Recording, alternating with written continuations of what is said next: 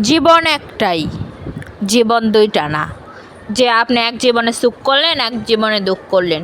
জীবন একটাই, এ জীবনে সুখেই থাকতে হইব, হাজার দুঃখের মাধ্যমে সুখ খুঁজা লইতে হইব, এরই নামই জীবন। তাই জীবনে হাজার দুঃখ হইলেও সুখরে খুঁজা বাইর করে লইবেন কোনাকাঞ্চি দিয়া। কারণ সেই কোনাকাঞ্চি দিয়া যদি আপনি সুখ বাইর করে না লন, তাহলে জীবন আর কোনো সময় সুখ করবার পারবেন না। আবার আপনি যে সর্বকালে সুখে থাকবেন তারও কিন্তু গ্যারান্টি আপনার কাছে নাই। তাই সুখে থাকার দায়িত্বটা কিন্তু একমাত্র আপনার হাতেই সমর্পণ করা হয়েছে।